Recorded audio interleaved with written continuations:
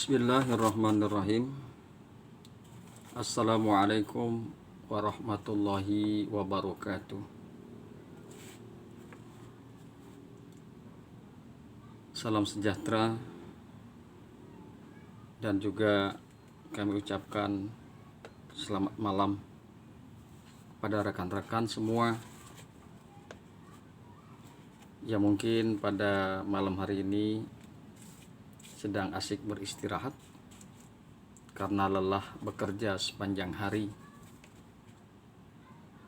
Namun seperti biasa bahwa pada setiap kesempatan Al-Fakir mengajak hadirin semua, rekan-rekan semua untuk bisa sharing dalam bidang agama, dalam keadaan apapun, dalam kondisi apapun.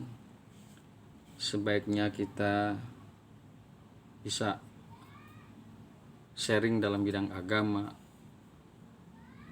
dalam rangka menyebarkan kebaikan, dalam rangka tegaknya syiar Islam. Rekan-rekan yang mudah-mudahan selalu dirahmati oleh Allah Subhanahu wa Ta'ala, pada malam hari ini Al-Fakir mengajak rekan-rekan semua untuk bersama-sama memperhatikan, kemudian mengambil hikmah daripada peristiwa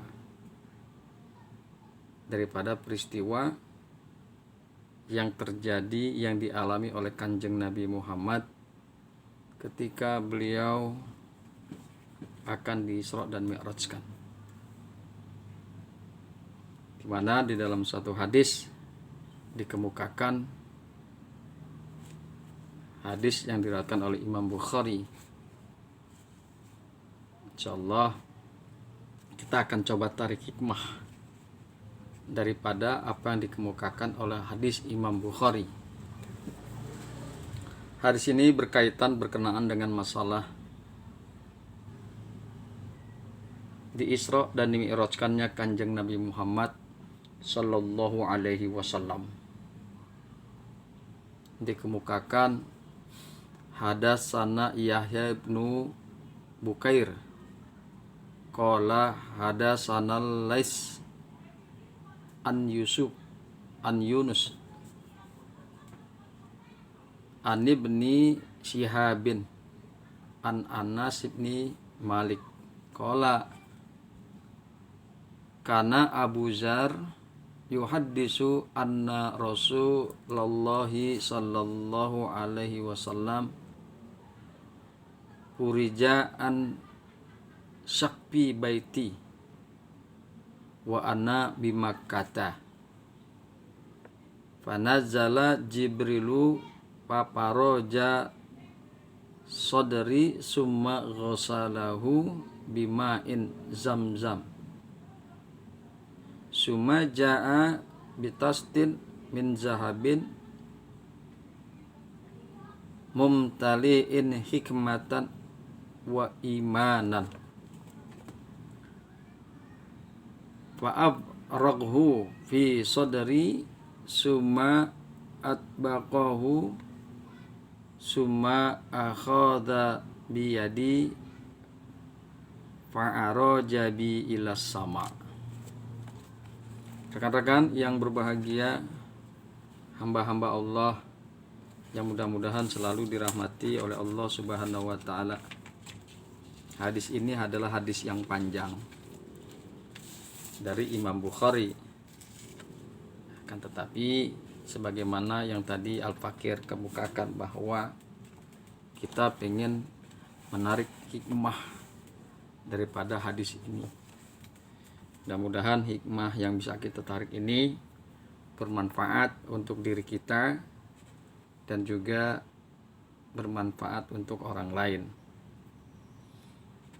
Imam Bukhari di dalam hadisnya mengemukakan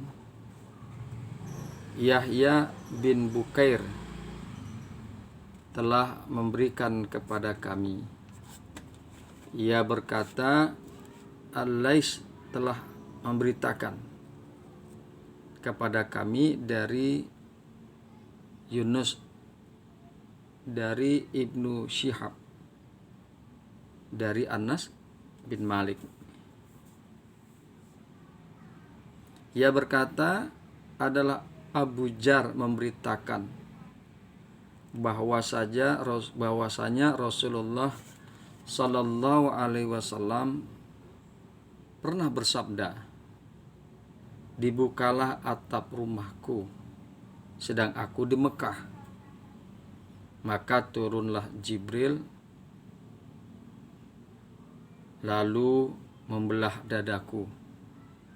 Kemudian ia membasuhnya dengan air Zam-Zam. Kemudian ia datang membawa suatu bejana atau mangkuk besar dari emas yang penuh dengan hikmah dan iman.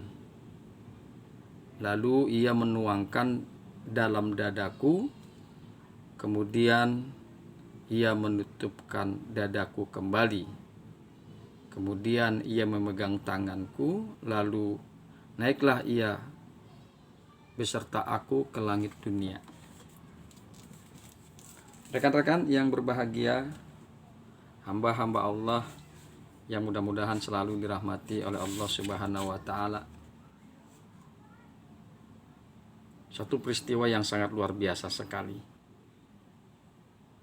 Di dalam hadis ini dikemukakan ada bejana emas, ada air Zam-Zam, ada hati, ada hikmah dan iman. 4 perkara. Kalau 4 perkara ini ditinjau, semuanya itu adalah perkara-perkara atau barang-barang yang mulia. Kita lihat, emas adalah logam, material atau barang yang bernilai tinggi. Masuk dalam kategori adalah benda mulia, barang yang mulia. Kemudian air Zam-Zam. Air Zam-Zam adalah air yang sangat dimuliakan oleh umat Islam di seluruh dunia. Air yang sangat dimuliakan oleh umat Islam di seluruh dunia. Kemudian ada hati, segumpal daging yang berada di dalam dada manusia. Hati ini adalah segumpal daging yang kedudukannya sangat mulia. Jika hatinya baik, maka anggota tubuh yang lain pun akan menjadi baik. Jika hatinya buruk ataupun jelek, maka anggota tubuh yang lain pun akan menjadi buruk atau jelek. Hati itu adalah tempatnya kejujuran. Maka tidak salah jika sebagian manusia mengatakan hati itu tidak bisa dibohongi. Dengan demikian bahwasanya hati itu adalah segumpal daging yang memiliki kedudukan yang sangat mulia. Kemudian ada hikmah dan iman. Hikmah dan iman ini juga perkara yang sangat mulia. Bahwasanya amal soleh itu akan dinilai di sisi Allah bergantung kepada iman. Orang yang beriman kemudian beramal soleh, maka Allah akan kasih ganjaran kebaikan berupa pahala. Tetapi orang yang berbuat baik tapi tidak beriman, kafir, dia hanya mendapatkan kebaikan nama saja di dunia dan tidak mendapatkan kebaikan di akhirat. Karena itu, kedudukan iman ini sangat mulia. Rekan-rekan yang berbahagia, hamba-hamba Allah yang mudah-mudahan selalu dirahmati oleh Allah Subhanahu wa taala. Bahwa Kanjeng Nabi Muhammad sallallahu alaihi wasallam hatinya dibersihkan oleh malaikat Jibril dari berbagai macam penyakit-penyakit hati. Setelah hatinya itu dibersihkan, maka Allah tuangkan ke dalamnya, ke dalam hati tersebut, hikmah, dan iman. Kalau kita bisa lihat, tidak sekalipun Kanjeng Nabi Muhammad berbuat musyrik ataupun kufur terhadap Allah, karena memang hatinya telah dipenuhi dengan keimanan. Rekan-rekan yang berbahagia, hamba-hamba Allah yang beriman, bahwa tempatnya mulia,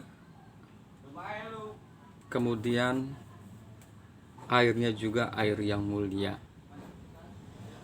Oleh karena itu sudah menjadi wajar bahwasanya tempat yang mulia, perkara yang mulia harus diwadahi oleh tempat yang mulia.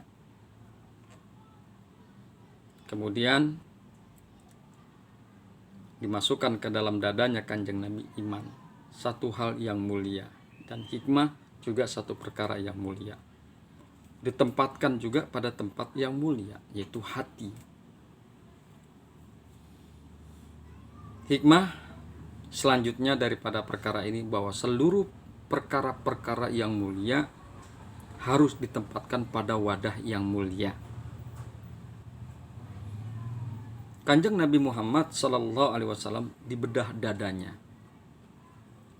kemudian dadanya dibersihkan, dan dadanya dimasukkan, hatinya dicuci, ya, dimasukkan ke dalam dadanya keimanan dan hikmah. Hatinya dicuci dan dimasukkan ke dalamnya hikmah dan keimanan. Rekan-rekan yang berbahagia, hamba-hamba Allah yang beriman, artinya bahwa kalau kita mengaku pengikut Kanjeng Nabi Muhammad, maka hendaklah juga hati kita bersih. Tidak pantas, tidak layak bagi orang-orang yang mengaku beriman hatinya kotor.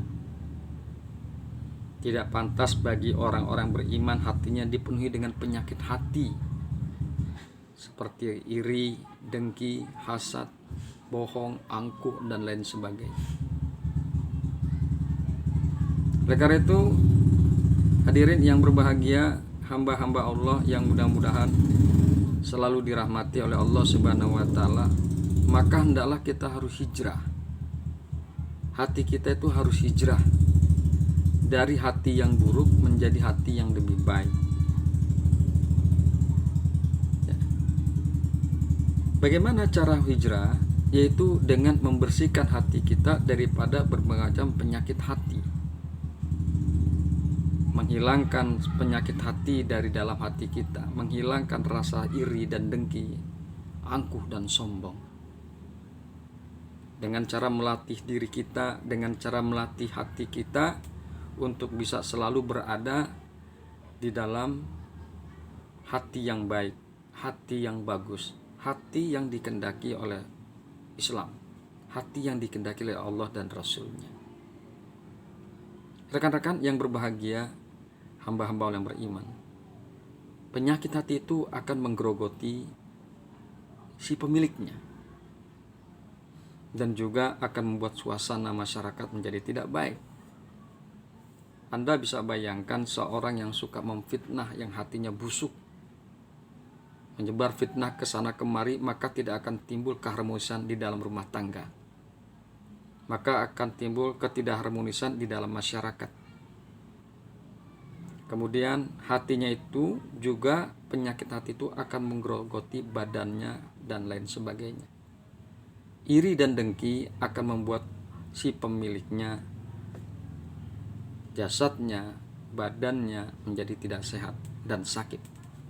Karena itu, hikmah yang kita bisa ambil daripada hadis yang dikemukakan oleh Imam Bukhari, hendaklah kita sama-sama berhijrah dari hati yang buruk menjadi hati yang lebih baik, yang penuh dengan hikmah dan iman. Demikian, mudah-mudahan bermanfaat. Hadanallahu wa iyyakum ajmain. Assalamualaikum warahmatullahi wabarakatuh.